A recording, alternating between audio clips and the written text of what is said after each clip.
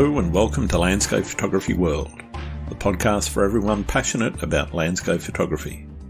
I'm Grant Swinburne and I'll be your host on this show, talking to landscape photographers about their motivations, likes and dislikes. Jarrod Andrews is a Victorian-based photographer specialising in landscape and travel photography. His work features in travel magazines, advertising campaigns and shows off the landscapes he captures to vivid effect. Jarrod is also available as an Airbnb, travel and unique accommodation content creator, wedding and engagements and events. We discuss how his graphic design background has shaped his photography, why he thinks South Australia is the best state, along with a whole lot more. I hope you enjoy the show. G'day Jarrod, welcome to Landscape Photography World. How are you going? I'm good, mate. Thank you. Yeah, that's the way. Good to be here. Pleased to have you with me. Why don't you start with what got you started in photography and a little bit about who you are for the listeners. Yep. What got me going was I've always been out and about. I've always been a little adventurer ever since I was a young lad. Always been out hiking, bike riding, sports outside. And it's sort of I traveled the world when I was a bit younger before I got into photography, and then it was I started out with a GoPro. I bought a GoPro, and then I used to just take that on my adventures with me, hikes and me mountain bike rides and all that.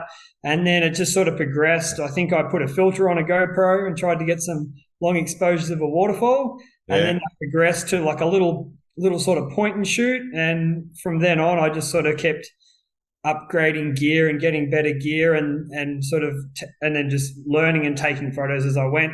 I've never done a course. I've never done anything like that. I've just sort of learnt on the fly. I don't even really watch many things like tutorials or stuff like that. I just kind of get out there and shoot, make mistakes and try and fix them from there.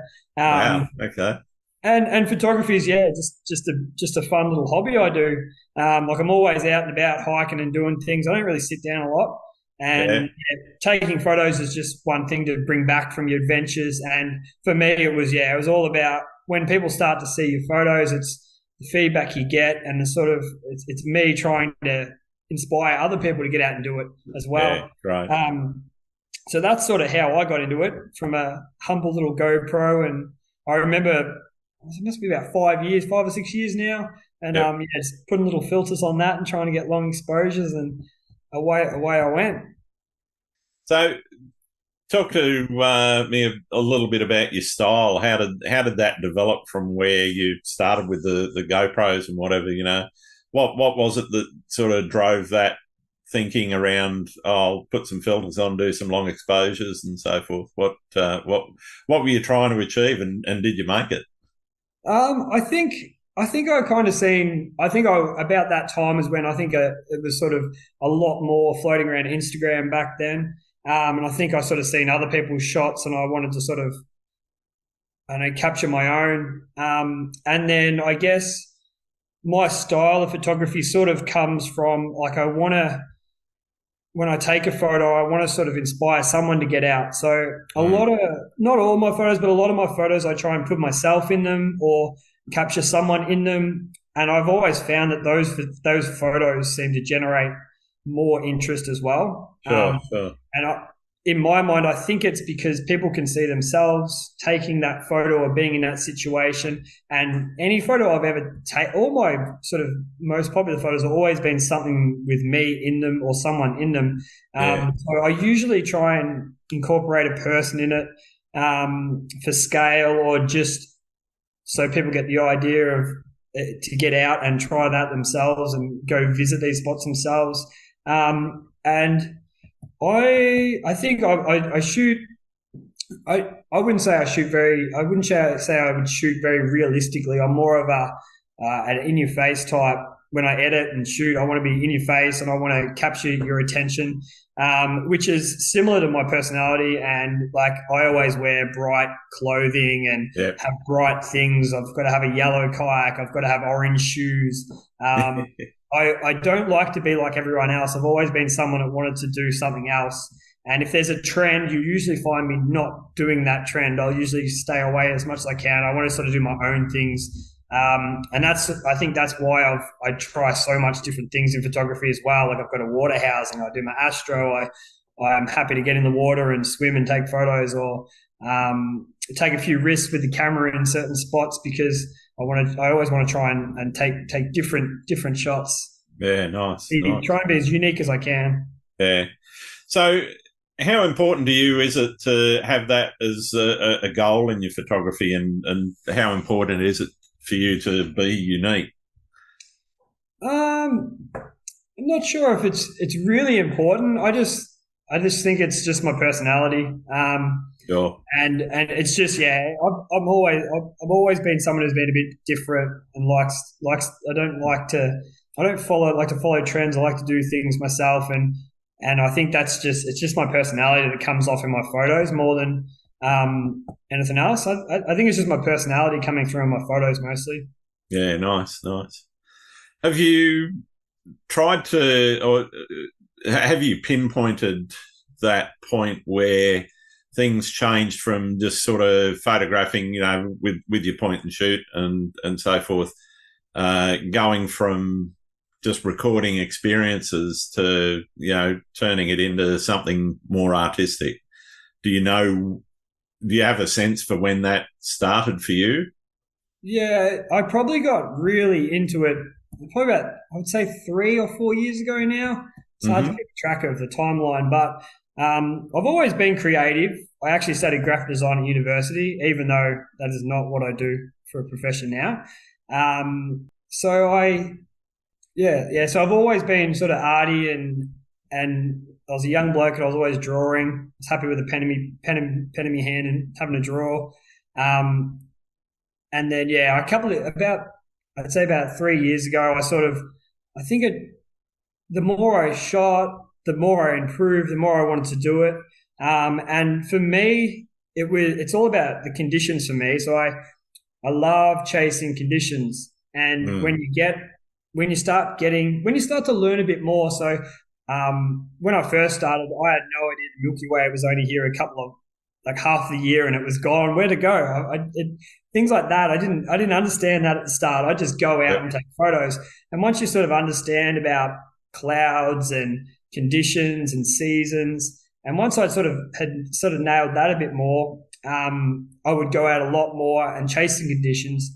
And a lot of the times, I really enjoy taking the photos and being out there at the time.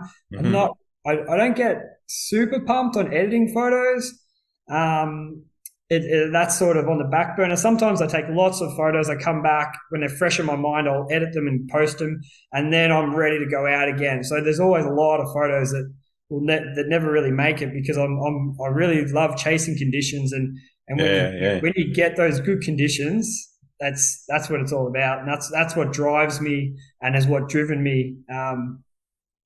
That's sort of what hooked me, is chasing those conditions, and it was more about learning. As soon as I learned a bit more about what was going on, and I think that's when it sort of clicked, and it made me want to chase more. Cool. So when you go into the field, are you going with a lot of planning behind you, or are you basically saying, all right, the forecast tomorrow looks good, let's go, and do it more spontaneously? Yeah, I'm pretty spontaneous. I kind of have ideas in my head of a shot that I want to get, and it's either one that I've seen when I'm out there and haven't had the conditions, or something for a season or something like that. And then a lot of times I will chase that shot, and chase it until I get it. Once I get it, I generally move on and try and find something else. I'll get things in my mind, like I want to get a Milky Way over a tree in a field of canola. Yep. And I might be chasing that for a year, 2 years. And once I get that, I haven't been in a canola field since. So it was more about finding, I found a tree, I found a farmer that would let me go in his paddock. And then it was a matter of getting the conditions for it. And then as soon as I got that shot, that was it. and then I go on to something else. So then the next thing was like, I want to get a Milky Way shot with a water housing, half underwater, half over top. So then I was really driving to get that. So that's kind of how I sort of go. I sort of get something in my head or a shot in my head, and I'll keep going until I get that. When I get it, I'll try and find something else to hunt. Yeah. All right, cool. So do you have a sense for where those ideas come from? Are they just things that pop into your head? Are they inspired from somebody else's work, or what's the process for dreaming up that concept? Yeah, I don't really know. I generally I do like a challenge. So if it's not easy, I will definitely try and do that. If it's something I haven't seen before and an idea pops in my head, I'll definitely chase that. Mm-hmm. And I think I don't know, things just pop in my head, and then I go, has anyone else done that? Have I seen that? Obviously, pretty much every photo has ever been taken. But whether or not, it's hard to find something unique. Yeah. There's still a few out there, but it's hard. There would be. But whether or not I've seen it before as well is another thing. Yeah, that's it. So in my mind, if I'm like, I've never seen a Milky Way shot with a water housing, half underwater, half over water. In my mind, I've never seen that before. So then if I've never seen it before, then I want to chase that. Obviously, it's probably always been done a million times, but if I've never seen it, then that's what's going to drive me to take that photo. Yeah, right. And it comes back to my personality again, always trying to be different, be unique. And it's always a challenge. If it's too easy, I generally won't go there. Yeah, okay. So what's the threshold for easy versus hard? I guess if you give me a lookout where I'm going to stand there still with my tripod up and take some photos, generally that to me is a bit. It's not exciting enough for me. So yeah, it doesn't get the engine racing. Yeah. So things like that, you won't generally find me at a lookout or somewhere where I'll be trudging down the hill, or I'll be going close to the water, things like that. So yeah, right. Things like that. But I guess there's no. I don't know. Fair enough. That's fine. What's the feeling like when you've nailed it? Oh, I love it. Yeah, that's when especially if it's something I've been chasing for a long time. Like if I've got a shot that I've wanted to get, and there's been plenty in a spot, and I'll keep going back until I've got that shot. Especially those ones that take you ages. Like I will be. If I'm by myself, I'll still be yelling and screaming and yahooing and celebrating and driving home with a big smile on my face. And then I really want to get home and chuck the photos on the computer and edit the photos and post the photos. I get pretty pumped. And if you're with me, then I'll be pumped and share that with you. If I'm by myself, I'm still going to yell and scream and enjoy the moment all to myself. I think that'd be absolutely awesome to see too. Yeah, there'd be a few people that have been with me that have seen that. Nice. So, in terms of making something unique, are you putting a lot of thought into the concept first and foremost, or is that just sort of a nebulous idea and then you formulate in the field in terms of finessing what the composition is going to be and how that's going to work, or do you have a pretty good set, idea in your mind before you get out into the field? Nah, I generally have no idea at all. Fair enough. I always like to get to a place early, so I've always got plenty of time. Mm-hmm. That's like me with anything. I'm never late to anything. Yep. You tell me to be somewhere and I'm there 10 minutes early, an hour early. And the same thing with photography. If I've got a place to go to, I'm never rushed. I'm always there super early. I'd rather spend 3 hours at a spot looking at compositions and testing spots. And then generally I will find a spot that I think works, but it's always on the fly.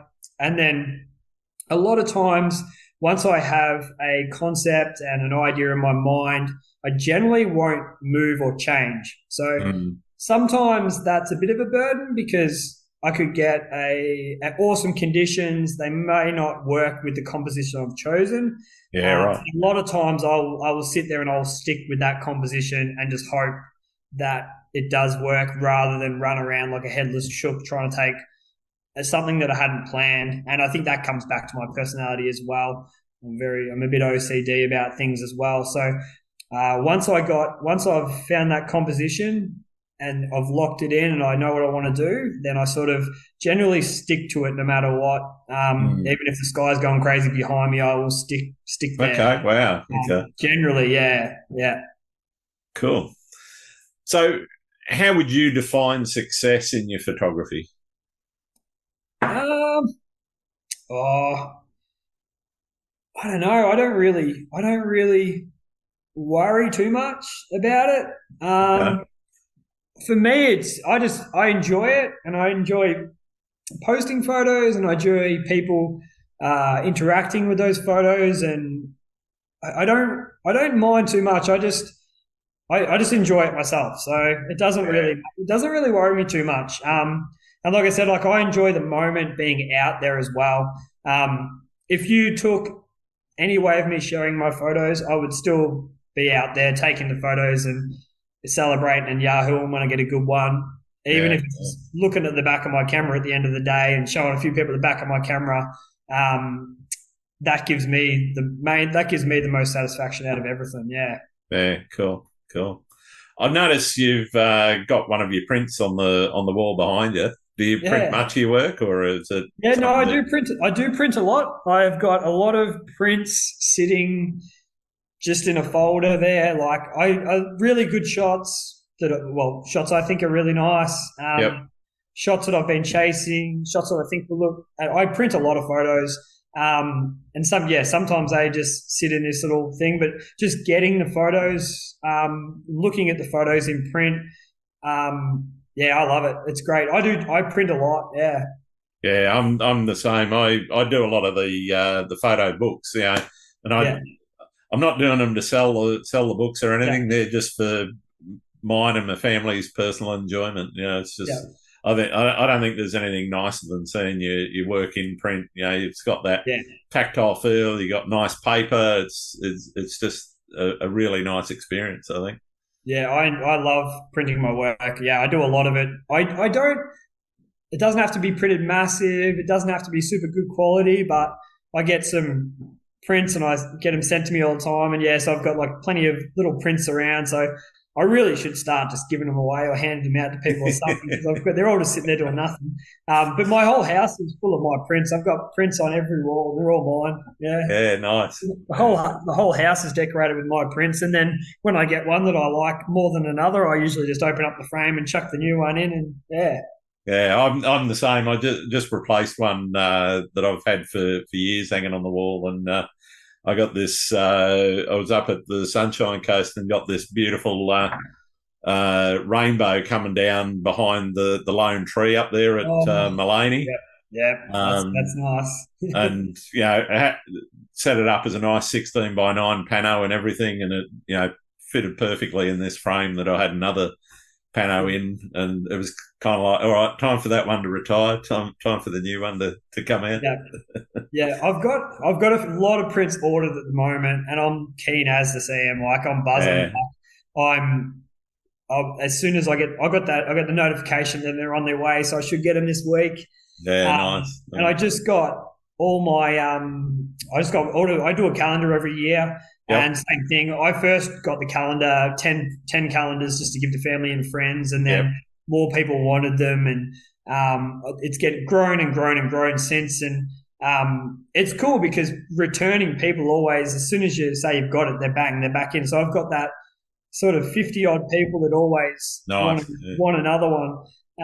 So I do that every year, and then also that's one I've got for myself, and then I always chuck one away. So then now I've got my 12 favourite photos every year. If I want to go back and have a look, I've got a little folder and I can go back and check all my calendars and stuff. So, yeah, I've got a lot of calendars. I've got a lot of prints ready to come out this way now. So I should get them next week. Very cool. That's nice.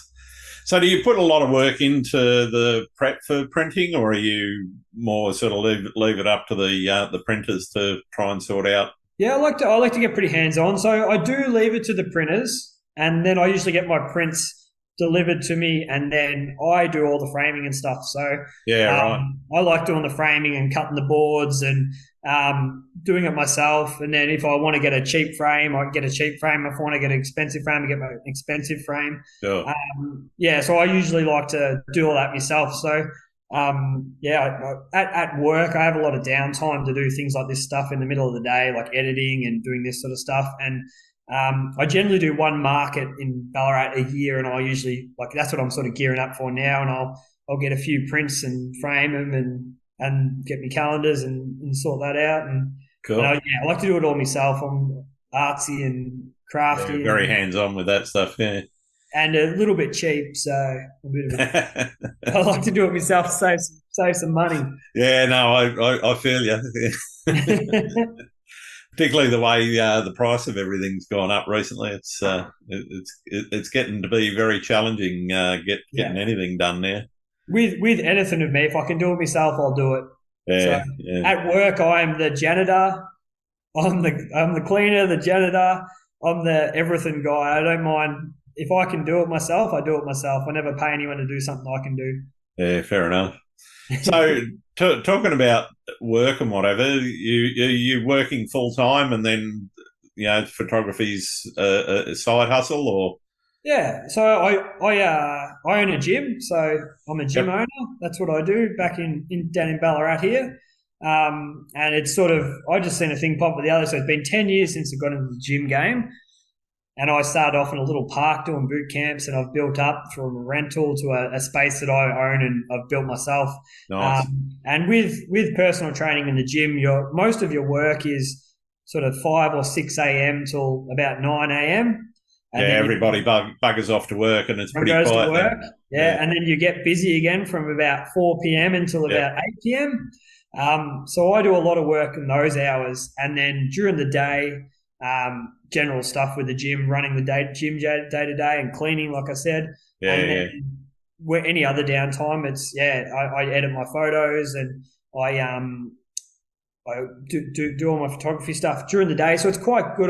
When it gets to the weekend, I never near a computer on the weekend. Once it hits the weekend, I go out and about and I take my photos. And the good thing about where I'm at now, so in the last 12 months, I've got to a point where my gym's 24/7. So I can take time off whenever I want.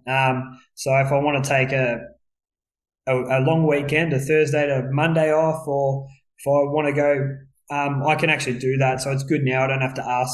I don't have to be there. And if I want to take a month off and go to Iceland for a month, I can do that now, which is great. Cool. That's a great place to be. And it's just a hobby and something I enjoy. Yeah. And if I make a couple of bucks here and there, then that's good. But mostly whenever I make money from it, I usually generally put it straight back into it. So whether it's buying gear or doing a trip, whenever I make money through photography, it goes straight into another road trip or another trip or more gear or something like that. So all the money I do from it just goes back into itself. Yeah, brilliant. Sounds like you've nutted out how to balance your work life and your photographic life. Yeah, I've got a pretty good balance now, especially with all that downtime I have during the day. Is the perfect time to edit photos and plan trips. Fantastic. A lot of people don't have that option. How do you balance the family in amongst the other two parts of your life? If I've got a camper van, which helps, that's really handy. Yeah. So I've got a big camper van, and I drive all around the country. And if the missus and the dog want to come, then they jump in, and we go around and we go away. And usually I get up early for my sunrises, and if they don't want to get for sunrise, they sleep in. And I've been building and changing things, and then now I've even got a little motorbike that I put on the back of my van, and when I go places, nice. I don't even have to move the van. They just stay there, and I jump on my motorbike and off I go. And with family, my partner, we're very opposite. So she's a bit of a homebody and is happy to go on adventure every now and then, but I want to go every week. Yep. And she is happy to stay at home every now and then, which gives me the the leg up to get out and have a look and do things. Nice. But yeah, the van, I think the camper van definitely it helps a lot. Yeah. Even like if I want to go out and shoot on a last minute on a Friday night, I can leave and sleep in the van and then drive back on a Saturday morning, and it's like I've never been gone, and I've been Yeah. gone. I've been up for sunrise and sunset and taken some astro shots. So the van is definitely key to keeping everyone happy, I think. Yeah, definitely. Talking about the van, you do your own builds, I understand. Yeah, it comes back to me being cheap again, I think. So rather than spend a fortune on a nice fancy camper van, I like to build up. So the old paperclip to a whatever you want to buy type scenario where I started with a Right. couple of $1,000, like $2,000, and bought a Pajero and then built it into a camper and sold that for like 7 grand. Then sold that for like 7 grand. Then bought a little tiny camper van for 4 grand. Then sold that for 10 grand, and then bought myself a Transit and then built that up. So that's where we're at the moment. So I've got Fantastic. myself into a Ford Transit that's probably worth a few bob now for $2,000. It just took me a bit of time and a bit of labour, and Yeah. my old man's a builder, so he's got all the tools. So Cool.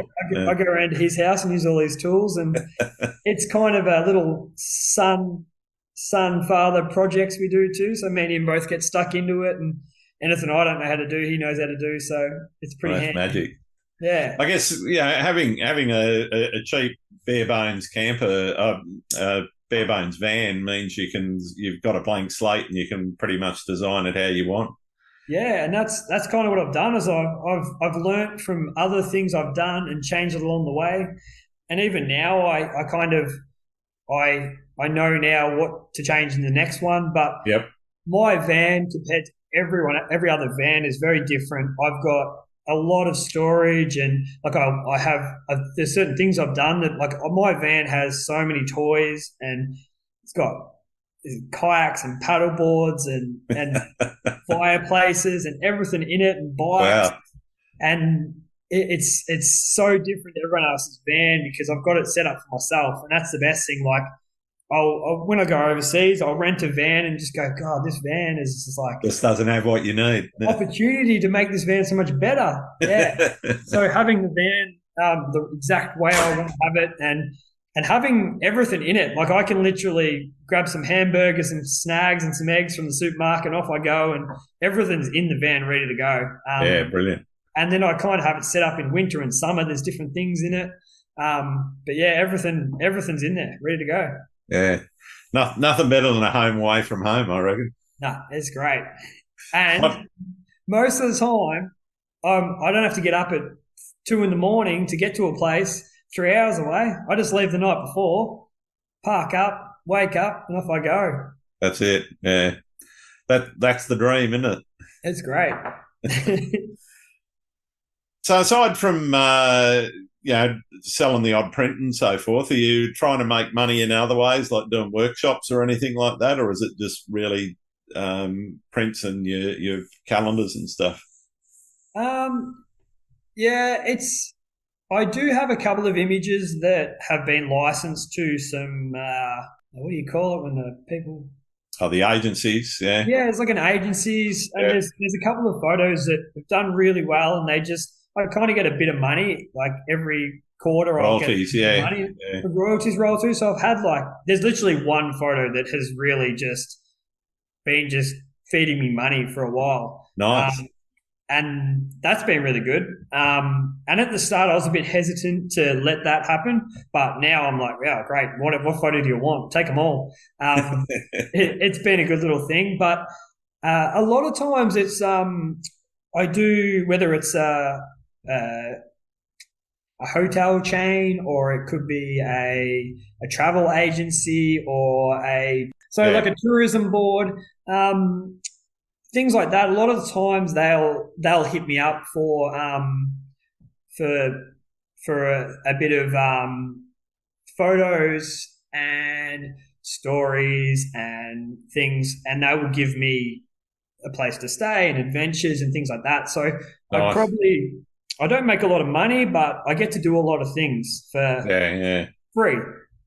And I think a lot of photographers might say like that's probably hurting them and things like that. But I'm not a photographer either. I don't see myself as a photographer. I enjoy Okay. photography; it's a hobby. But I'm a Yeah. gym owner. I own a gym, and I do a lot of that sort of stuff. So I just did one for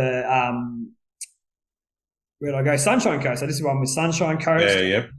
It was awesome. It was, yeah, they sent me on all these different adventures every day and it was amazing. I get some photos for myself and I give them photos and everyone's pretty happy. And I do that with a lot for Tiny Away as well. All the tiny homes, I do that. Mm-hmm. And from doing those as well, I've been hit up by another company that has a lot of really unique accommodations, and they want to pay me some money to do that as well. So from doing those other things, I do that. But for me, I will go on these holidays. I would go rent a tiny home anyway. So Yeah, you go and do it anyway. Yeah. if they're going to put me up for a couple of days, and a lot of times the photos these places want are very, very easy to capture. And once you sort of know what they want, then yeah, it's like sometimes I'll go away and spend an hour or two doing these things. And then after that, I've got 2 days to get my own photos and enjoy it myself too. So, yeah, I probably don't make a lot of money, but I get a lot of experiences Nice. and travel from it. Yeah. So that's sort of where I sort of get my kick out of it. Yeah. Yeah, cool.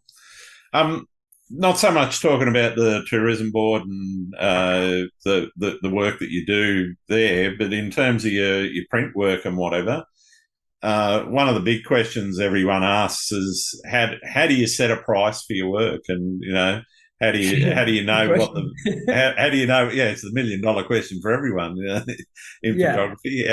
How do you land on that price? Is it cost plus, or is it something Yeah, else? it's a tough one. So I'm more of I I probably go more the side of trying to make it as cheap as I can for them as well. Yeah, So I generally don't spend a lot of money on the actual print. Um, and I like to do, yeah, the framing and everything myself, and I cut the boards and do that. So I spend less money on the actual print. I do a bit more of the work myself, framing and things like that. So I keep the costs down that way. yeah, And generally, for me, even with everything, like if I put a drink in my fridge at the gym, if I can't make if I can't double my money on what I pay for that drink, I generally won't put that drink in the fridge. So yeah, if it right. costs me $2, if it cost me $2 for a water, I'd sell it for $4, or I wouldn't bother. Yeah, right. That's probably a bit too much for water, but as an example, so if I can get a print, I'm not buying water from you, man. no, if I can get a print printed and framed for $100, if I Yeah, sell for $200, I'm happy. yeah, fair enough.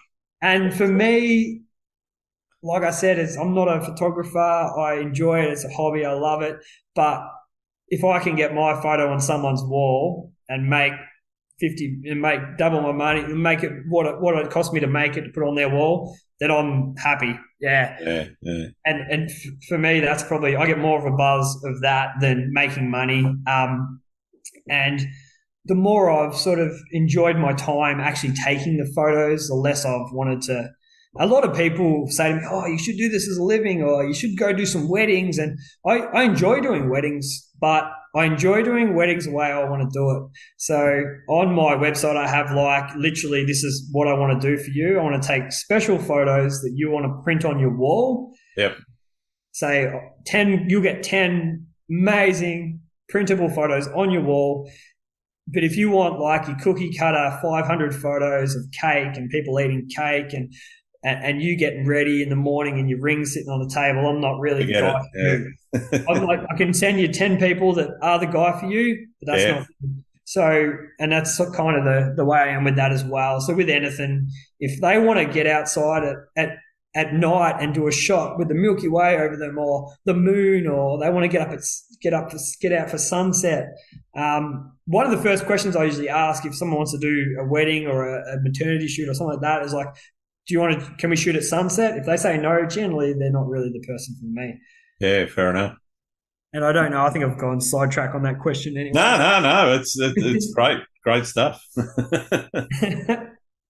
So, talk to me a little bit about Ballarat. Is it somewhere you grew up and it's where you've always been, or is it somewhere you've moved to? And yep, I was born in Ballarat, and I've basically lived here all my life except for the 5 odd years I sort of travelled and lived on the other side of the world. But Ballarat's not bad. It's country, but it's not too country. Yep. It's quite a big town. It's about 120,000 people or so. Yeah. It's a big enough town to not know everybody. Not know everyone, and you've got everything there, and there's no traffic jams, which is good. Yeah. And you're an hour from Melbourne. Mm-hmm. You're an hour from the coast, so Geelong, Great Ocean Road. Yep. You're an hour from that. And apart from that, I've travelled the world. So I've lived in Canada, I've lived in America, I've lived in London. And every time I've always come back here, and now I'm kind of set up. And I think being in Ballarat, it's not now. It's getting more expensive to buy houses here and buy properties and rent. But when I set myself up, sort of 5 years ago, it was amazing. And like I bought everything dirt cheap. If I was trying to set up what I've set up now, I'd have no chance. So Ballarat is good that it's close to everything. It's an hour from the city, it's an hour from the beach, and it's pretty cheap. There's no traffic jams. And the funny thing is, Ballarat's always known as quite a cold place. And I hate cold too. I'm not a cold person. Okay. Growing up, I was wearing shorts all year round just because. I was a bit silly, but it's very cold here. And I really love warm climates. And I think the one thing originally that was keeping me here was things like AFL is very Victorian. Yeah. And I know if I've travelled anywhere else, it's very hard to. I couldn't go see a game. Like I'm a Bombers supporter, and I couldn't go and see a an Essendon game. I obviously have to fly back, or you see one or two a year. So that was another thing sort of tying me back. But now I'm so set up now that I'm hoping that I might be able to retire a bit earlier and move away. So okay, fair enough.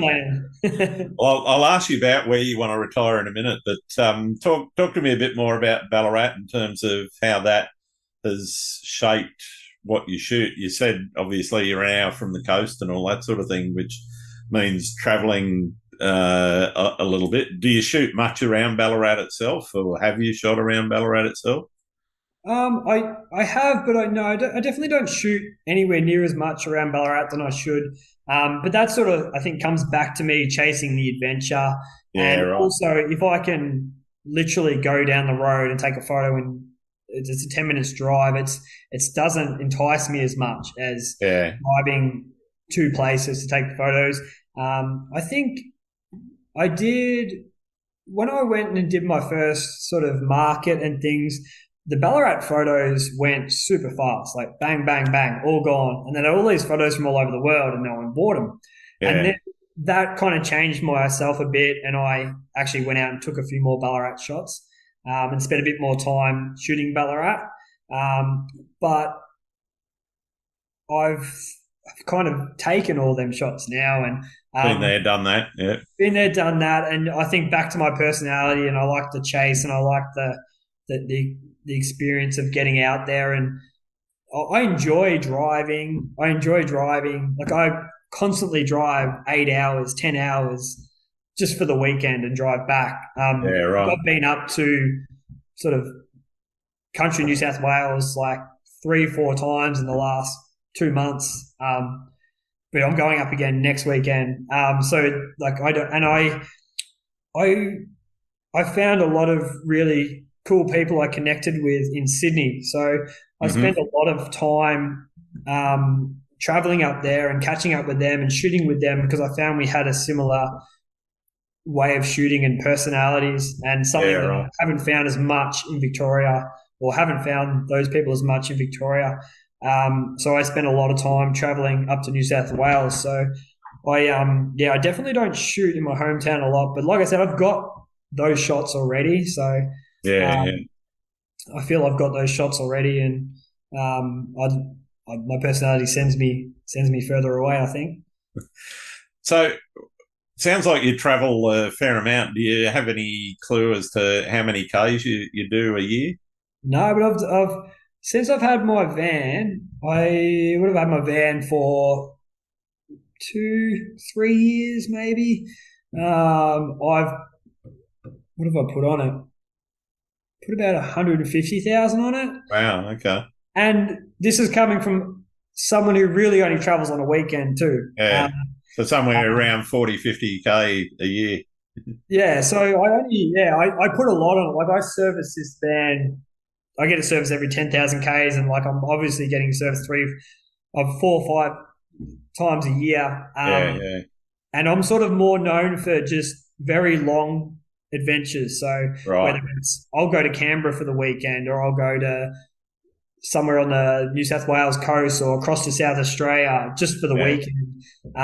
And then like I've driven all the way almost to the Western Australian border in South Australia, like in a day, like, Yeah. and then driven back over a day. Like I've done that before too. So I'm known for also not driving a lot, but then driving a lot in a short period of time. Yeah, yeah, yeah. So what's the furthest you've driven to get a shot? That would be my Pink Lake, my Pink Lake shot in South Australia. I Yep. drove. I can't remember. I think it's 22 hours away from Ballarat. I think Wow. off the top of my head, I know on my Instagram I wrote all about it and how far it was, but I drove there in 3 days, and then the funny thing was I plan everything out, and I mark when I want to be and how far it is and all that, and Yep. then somehow on this particular trip I had put the same date twice, so I knew we had to be for New Year's Eve. We had to be back in Adelaide, well, past Adelaide to the Murray, so up on the Murray there. Yep. And I accidentally put the 31st twice, and we were sort of we took the photos there, and it was great. And we're sort of dawdling around, and we got a phone call saying, "What time are you getting there?" And I said, "What? What time are you going to be there for New Year's Eve?" And I said, "What? That's tomorrow." And I said, "Nah." No, tonight. And I just put the date in twice, and then I had to drive from uh, what's that town called? I can't think of it right now. I can't think of the town now. But anyway, I had to drive from there all the way back to where we were having New Year's Eve, and I think it was about 16 hours. Wow. So I literally drove to this spot, and the whole trip was based around going to this spot and taking that photo.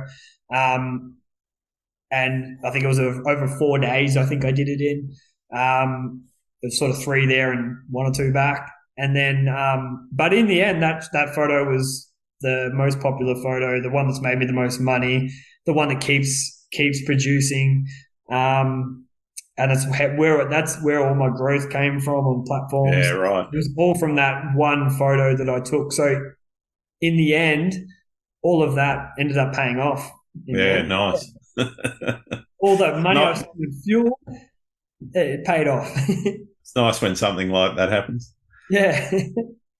So what's your favourite spot that just keeps calling you back? And is it because you haven't nailed it yet, or is it somewhere that you just keep wanting to go back to? Yeah, Mount Buffalo is definitely one of my favorite spots. And it was one of them spots that I spent 2 years, multiple trips. I think the one I wanted to get this shot of a nice sky over the Cathedral Rock there. And I Yeah, think right. one year, I think I went up 7 times, Wow. and it's about 5 hours each way Yep. for that one. And I went up 7 times. It had to be, this is in winter, not over the year. This was in winter because I wanted the snow. Yeah, yeah. I went up 7 times over maybe 2, 3 months. And the one time I was going home, another photographer there, you might know him, Oat, Hanging Pixels. Yep. Yep. Oak was there and he was staying that extra night. He was staying Sunday night and he said, look, the conditions are good. And I knew I had the 5 hour drive to get back to Ballarat and work the next morning at 5 a.m. And in the end, he sort of pulled my leg and I stayed. And I think I left there at 8 p.m. at night and I had the 5 hour drive to get home. And by the time you hike back down and get in the van, I think, like, I remember pulling in the driveway about 4 in the morning and having to wake up at 5. And that was at one of those spots I just kept going back until I got the shot, and that's what was drawing me. But that area I love. That's probably my favourite area in Victoria. And I went up once this year as well, and it's just a great area. There's so many different things you can see and do, and there's always new places you can find. And then as a region, I've really sort of fallen in love with South Australia now. Yeah, right. And that's my favourite state, my favourite place to go. And it's not even, it may not even have the best spots for photography, but the spots you can camp, and they're a bit more laid back in South Australia than they are in sort of Victoria, New South Wales. Definitely. You can camp anywhere. You're allowed to drive on the beach. They're sort of way more laid back there, and I think that draws me back a lot more. Yeah. Even though a lot of the photo places don't seem to be the best, or maybe I just haven't had a good luck as well. But South Australia is definitely my favourite state to drive to and go to. Yeah. I mean, I think there's a lot of places there, but I just don't know that it gets the same sort of attention as your Sapphire Coast or your Great Ocean Road and all those sort of iconic spots. They're fewer and further between over there, but I think there's some magic spots over there. Yeah, there's some amazing spots, and also, like you said, they're not as popular, and people don't see them as much.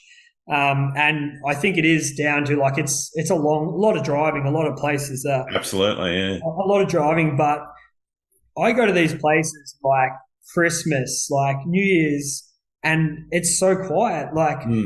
There's just so many places that there's just no people there. Yeah. And it's just something you can't find in Victoria. It's something you can't find in New South Wales. That's it. I think try and get a caravan park for the Sapphire Coast in the middle of Christmas. It's you got to book 3 years ahead.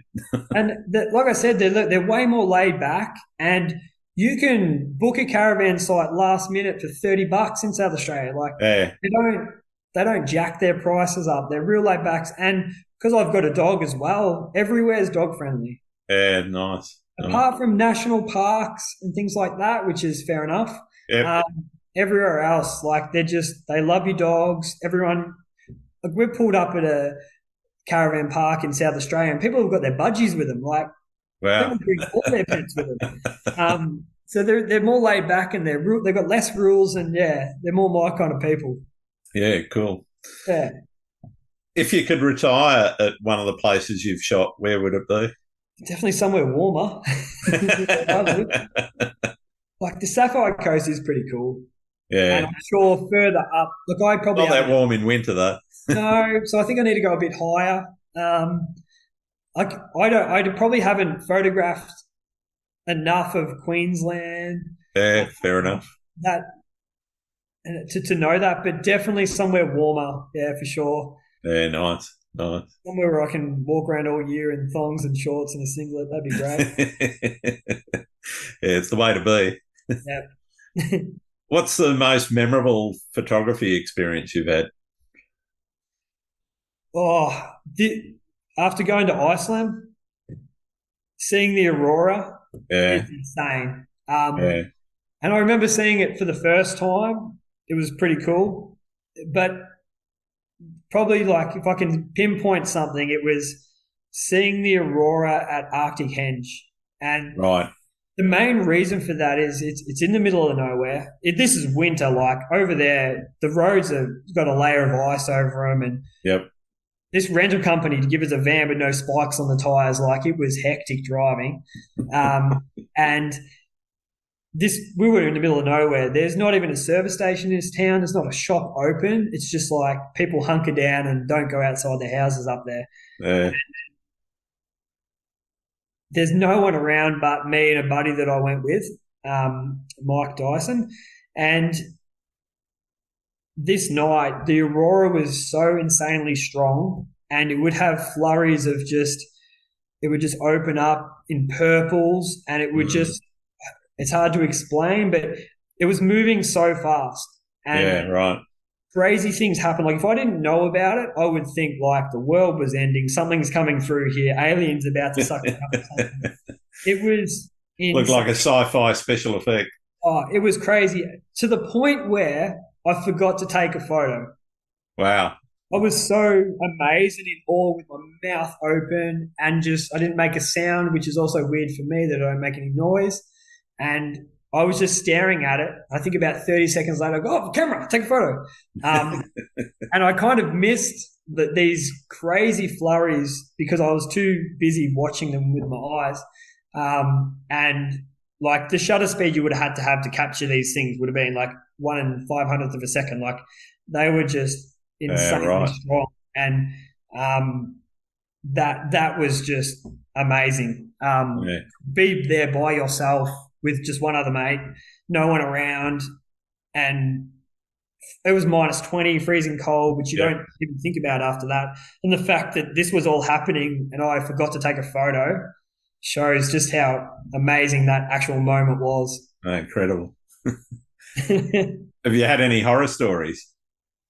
Oh, I've had a few. Yeah, I've had a few. I had a bad run in Indonesia once, where the horror story was all with gear. I think the first day I went, I wanted to go to the rice fields. This is probably a horror week, I would say, or 2 weeks. The first morning I wanted to go to the rice fields, but we got there very late and I couldn't get a scooter in time. So I thought I would walk there. It was 6 kilometers there and 6 kilometers back. I would walk there, and I got attacked by a bunch of dogs that morning. Nice. And I ended up in the back of a random ute, which I then fell off and almost broke my arm.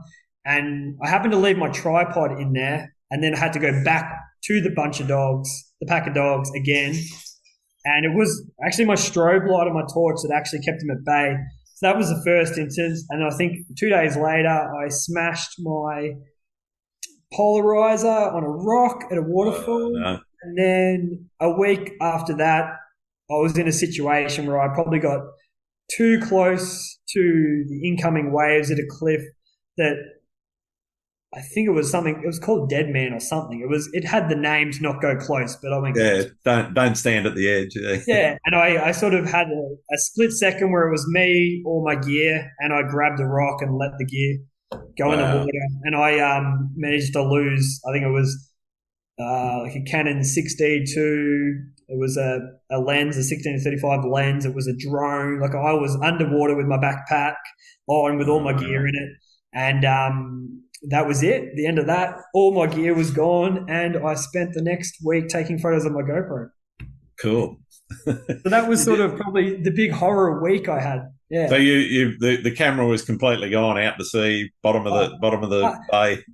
No, I managed to get it, but it was full of water, no Just good. toast, yeah. In the end, insurance paid for it all, so it was okay. But there was a lot of places where I was really could have got some cool shots, and I didn't because I didn't have a camera anymore. But that was kind of a horror week of everything there. Was the card recoverable, or was it dead too? No, the card was fine. Yeah, the card. Oh, was that's fine. all right. Yeah, so I got at least you managed to salvage some of the shots from before. I got a couple, but yeah, no, it was a bit of a horror one, that one. What have you learnt about the world through photography? What have I learned about the world? Jeez, I might need more time for this one. What have I learned? I think, photography obviously pushes me to get out at all times of the day, the morning, the night. So without photography, like I don't know if I would be standing out knee deep in water, shooting the Milky Way, coming over, say, Dragon's Head Rock or something like that. Yeah, right. I just wouldn't be there. I wouldn't be in that moment. I'd obviously probably be in bed, or you can go out and you can look at it. But a lot of these, you're obviously out for longer periods of time when you're taking photos. so things like that and sunrises, and there's a lot of sunrise and sunsets I probably wouldn't have got up for. Mm-hmm. So it's more about the cameras taking me to these places and putting me in these situations where I'd never see these sort of things. And also, just meeting people on the way. That's been probably the best thing. Like I've got friends now that I would never have met if I hadn't had a camera in my hand. And Yeah, obviously, social media has been amazing for that. One of my best mates now, who I see all the time and hang out all the time and drive across the country to see him. I met him in Lavender Field in Tasmania. wow. He's a quiet little German bloke, and he wasn't much of a talker, but I was, and I think I just went up and yapped to him, and then next time I was in Sydney, I caught up with him, and now we've been on many trips together, and we're like best friends now. So That's I awesome. would never have made that friend and known that person if I didn't have a camera in my hand at a lavender field in Tasmania. It's quite a funny story to say, where'd you meet him? Oh, field of lavender. Very cool. Yeah. So let's talk a bit about the process and how you actually get out there and get amongst it. You said you chase these shots. When you get out there, are you sort of framing it up in your mind and trying to work the compositions when you get there, or have you sort of started to settle down by then? By the time you're out in the field, around okay, this is what I want to do. Yeah, most of the time it's always by the fly. I have a process and the images I want to capture, which for me usually are very action. I want to I want to depict action, and I want to portray danger, action, or and put myself in positions that are uncomfortable. So a lot of the times it's more on the fly when I get there and get into it. I'm usually trying to create a shot that shows action and that sort of thing in my shot. So generally, I have an idea of how I shoot, and then when I get there, it's more about finding that in that landscape at that time. Right. Yeah. So when you mentioned that you're not much of an editor, or you're not much into that sort of side of things, how long are you spending? 10, 15 minutes an image, or are you spending way too long? hours or days? Oh, yeah, I can spend hours and hours and hours. So coming back to my personality, I'm very OCD. Like, right, the wallet's in the same spot on the table every night, and everything's the same way, and I do things the same way, and then my editing is the same. I always go through my images with a fine-tooth comb, and a lot of editing a photo, putting it on my phone, looking at it, oh, what's that? Go back and adjusting things, and I can spend hours, days on the same photo. Yeah, right. And constantly edit a photo, not like it, start from scratch, go again. So even now that I've sort of got a way I like to do things and how I like to edit, even now I can spend hours and hours and hours and hours on them. And I always edit on my computer at work. Like you generally won't find me. I will never take a photo on a Friday and you'll see it Saturday or Sunday. Right. To my computer at work that's fast and got a huge screen, and I can see the little bits that need to get taken out of it. Yeah, right. If I'm at a beach shot and there's footprints, I'll take every footprint out, every stick and every leaf. And so, I'm a real stickler for little details so someone will probably never notice, but I post a photo and I see it, I'll be annoyed with myself that I didn't remove that thing. And if I do and I see it later, it plays on me. And although I won't delete it or anything like that, like it'll sit there, and every time I look, I'll go, God, I missed that, didn't I? So I spend way too much time. Also, I'm self-taught, so I'm always playing with things, and I wouldn't even say I know what I'm doing really half the time. I'm just seeing what I like and what I like best. And well, you're doing pretty well for somebody that doesn't buy feel, as opposed to a specific sort of template. And like the way I do things are very weird to people who know how to do things. Okay. And to get me to change my ways, it doesn't happen. So a lot of times a photographer. I've been with a photographer in the field, and we've talked about our photos and stuff. And they're like, "How do you do this?" And I'll tell them, and they go, "That's not right. That's not how you do it. If you did it this way, it would be a lot quicker." And I'm like, I don't want to do it your way. I'll do it my way. And I've had that come up a lot of times where a photographer tried to help me out with a shortcut or something like that, and I'll just keep doing it my way, my long way. I don't mind. So yeah, I definitely, I don't. Sometimes I don't like to share the way I do things, especially with editing, because I seriously don't think I know any idea what I'm doing. I just do things. Yeah, right. It happens. But then when I do tell people, I get a kick out of it because they just think, wow, that's super weird. Why are you doing that? Why are you putting yourself through that? So I do get a kick out of that. And like I said, I like being different, and I guess I'm different with that as well. Nice. I mean, I got to say, I'm a bit the opposite. I'm always looking for shortcuts. If I can cut 10 seconds out of a process, then I'll do it. Yeah. But then there are other things that I'm very OCD, and I mean, I'm not removing sticks and footprints so much, but dust spots, anything that's hot pixels or whatever on some of the long exposures, I just got to get rid of them. I see them, and I've just got to get rid of them. I can't leave it without it. I literally know no shortcut keys hardly. Yeah.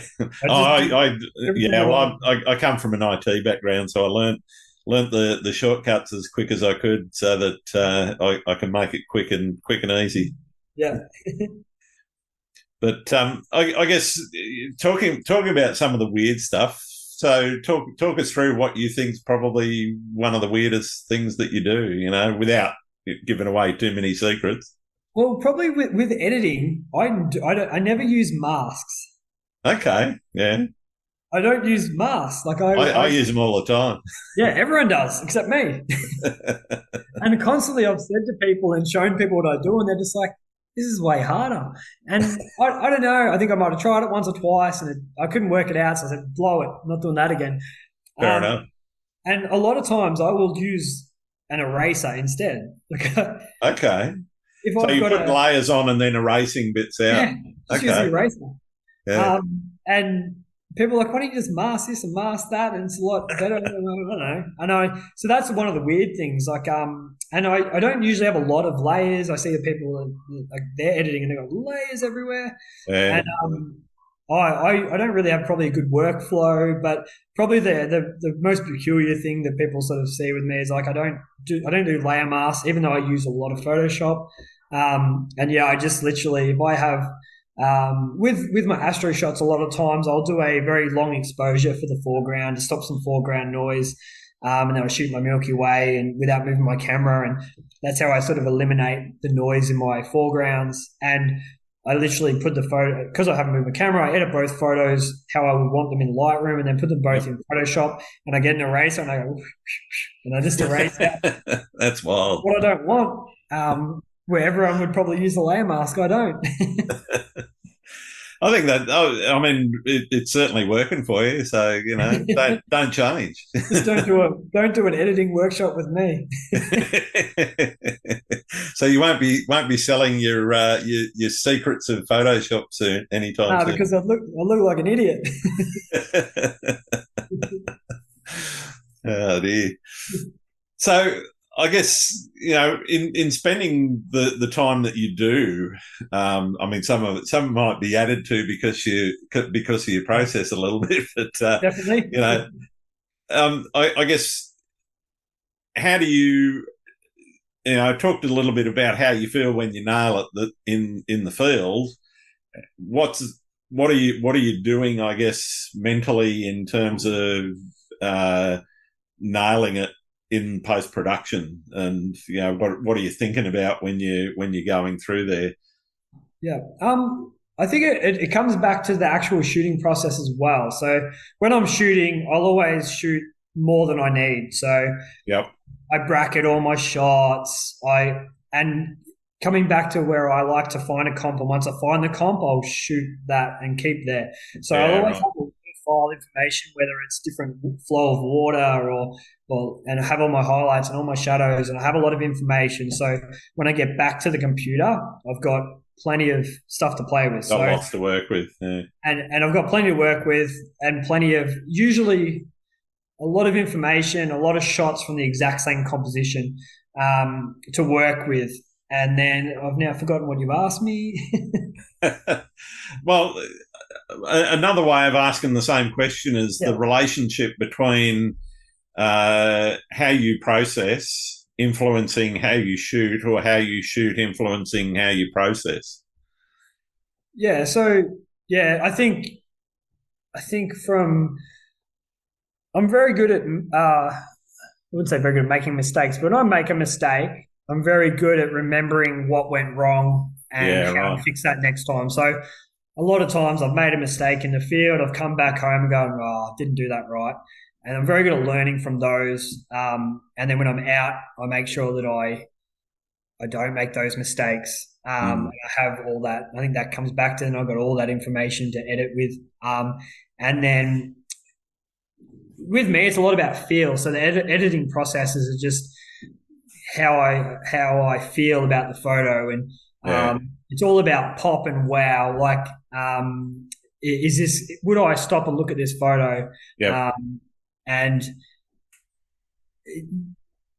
I sort of edit on that, based on that, and like I'll get the photo on my phone and I'll look at it, and then I'll go back and adjust from there. So a lot of that goes on, and that's why sometimes it can take me a long time to edit photos until I get it how I want it and how I want to get it right. Yeah.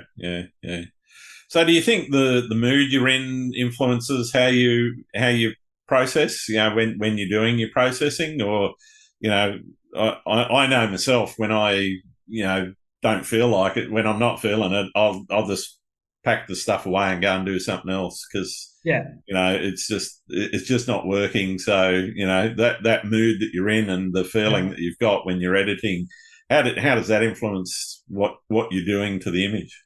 Yeah, I get very amped up on an image and a moment that I've enjoyed, and the shot that I've got in the field. Mm-hmm. When I get back, I've got about a week to get that photo edited.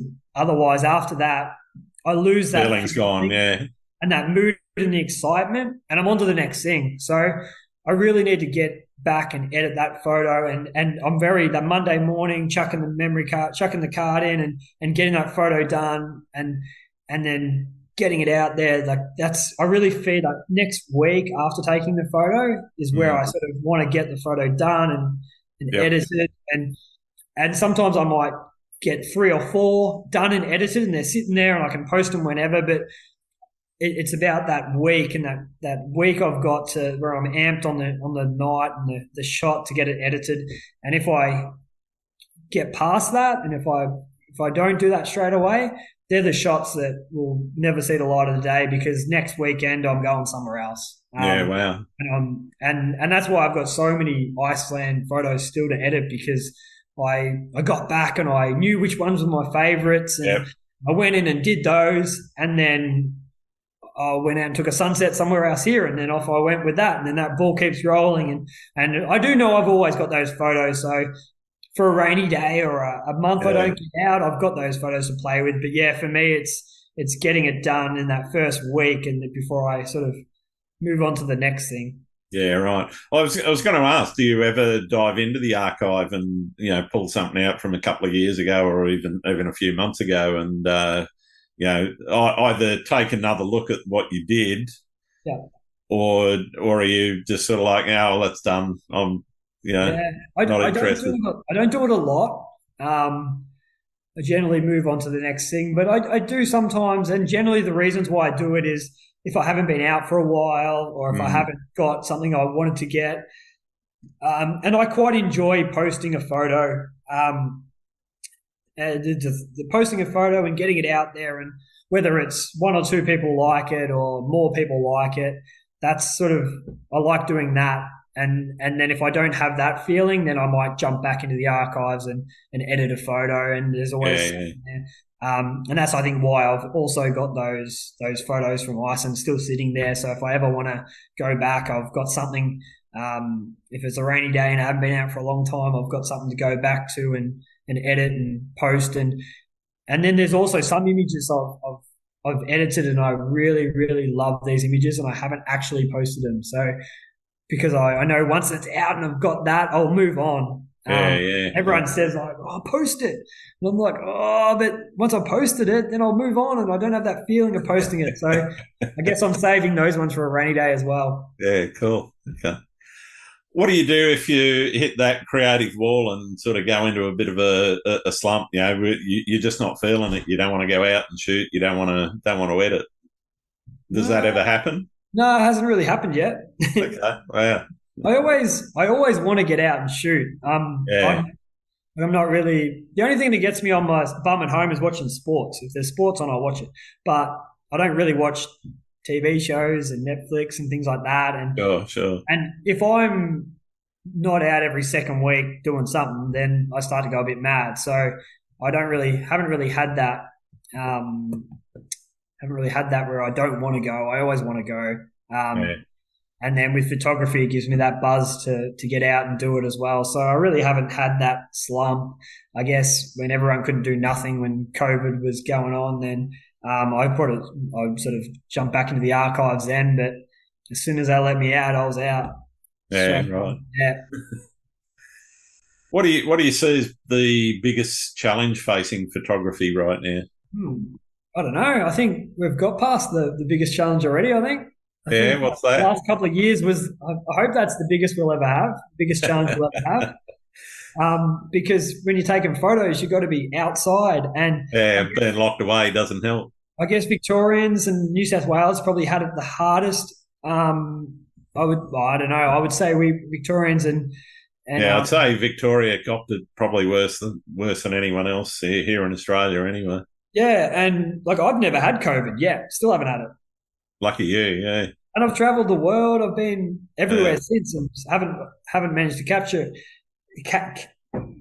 yet. And yeah, I think that was probably the hardest thing. Is yeah, we had a lot of months and where we couldn't go anywhere.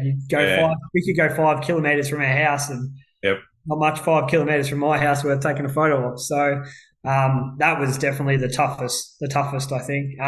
Because if you can't go outside, then you can't really take many good photos, can you? Well, Yeah. No, not well, if you're a that's it. landscape photographer, anyway. No, well, So it's why I'm sitting here talking to you. Is we had yeah, 165 days of yeah, 5K limit, and yeah, I'm in suburban Sydney, and I'm yeah. sorry that just doesn't get me going. You know? Not as a landscape photographer. Well, I do mostly seascapes too, so there's nothing within 5Ks that I can go and do. No, There's a couple of creeks, but they're no. just not quite the same. Not the same photographing your stormwater drain, is it? No, that's right. What do you think about the future of photography? Where do you see it going?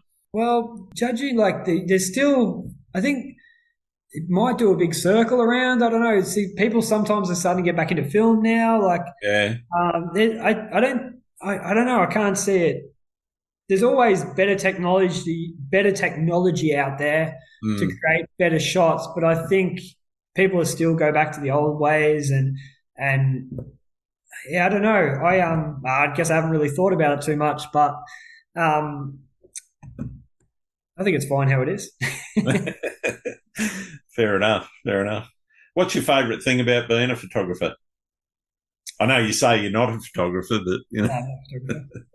Um, it's definitely the places you get to go and the people you can meet along the way, and that's the best part.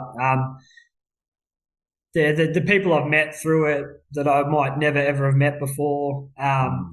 and I'm a very chatty bloke. So if you're up on a mountain and I happen to be there, I'm going to chat to you, whether you like it or not. So yeah, it's more the places you get to go to that you might not have gone to, and then the people you might meet along the way. That's definitely the Yeah, best. nice. Yeah, What's your least favourite thing? editing photos.